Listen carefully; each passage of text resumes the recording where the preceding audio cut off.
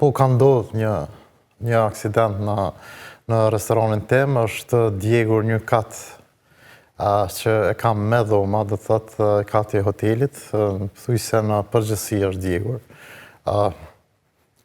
Është marrë forenzika dhe policia, janë duke i vazhduar hetimet, dhe nuk dua të supozoj apo prognozoj diçka, pavarësisht se unë kam hotelin që nga viti 2015 është në pronën time, dhe unë bashkë me familjen time, gruaja është ajo që punon më së shumti në restoranin tim, pavarësisht se hetimet po vazhdojnë nga policia, uroj që të mos jetë dorë e njerëzit, dhe sigurisht që këtë do ta konstatojnë organet e rendit.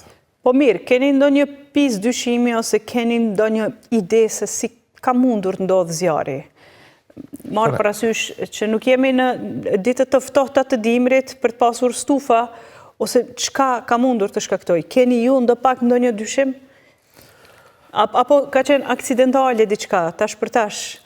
Po flas kështu me që jemi në fushat, se për ndryshe zjarret edhe ndodhin, por për të shuar gjitha dilemat se çfarë ka mundur të ndodhë, ose sadopak a u shkon ndërmend se ka mundur të jetë i qëllimshëm zjarri?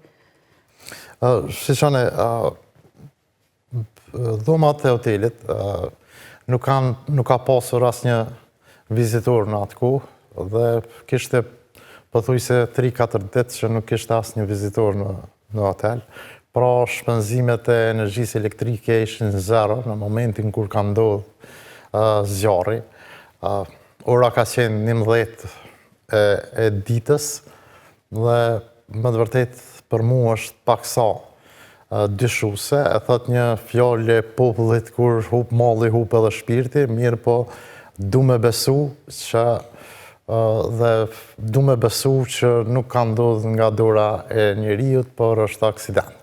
Pra ju po thoni që po, në mënyrë që le të themi mos kontaminohet fushat zgjedhore, se megjithatë deri tani gjithçka ka shkuar, edhe në rundin e parë, edhe këtë balotazh, nuk është se shënuar ndonjë incident që do të dëmtonte sadopak procesin, dhe ju po besoni që tash për tash...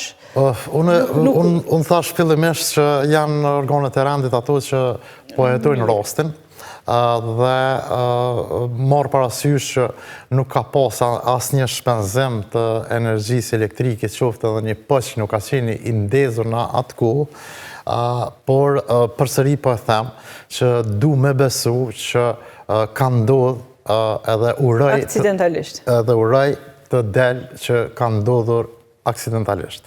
Aty është konfiskuar DVR-i i kamerave nga policia, dhe besoj shpresoj shumë që të dele vërteta.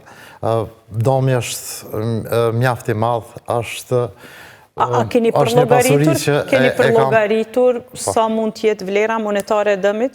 Paraforsisht në vitin 2015 ai investim më ka kushtuar rreth 115.000 euro. Në 2015 po flasim,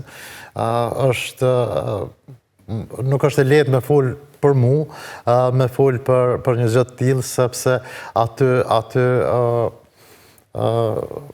punojmë si familje. Unë nga dita që është djegur, nga ora 3 mbrëmjes, më nuk jam gjitur në katin e tretë, sepse me të vërtetë është... Megjithatë mirë që nuk pati dëme në njerëz, sido që t'jetë... Falë Zotit nuk ka pas dëme në njerëz, falë Zotit... Urojmë që t'jetë kjo, që ju besoni, që ka qenë tërësisht aksident. Uroj të jetë vetëm një aksident. Gjithsesi doja t'ju pyesja, me qenë se nuk dëgjova të flisni diku më gjerësisht për këtë, dhe nuk e dija se eventualisht keni dyshime se mund ndërlidhë diçka jo vetëm me garën aktuale, po thjesht me karrierën tuaj politike në përgjithësi? Unë nuk jam prononcuar deri më sot asnjëherë për media, vetëm një prononcim të shkurtë kam thënë, dhe kam thënë që policia po i heton rastin, dhe asnjëherë nuk kam dashur ta përfshi në këtë garën zgjedhore. Nëse hipotetikisht po them, del dora njeriut, sigurisht që dikush do të merr përgjegjësi për këtë.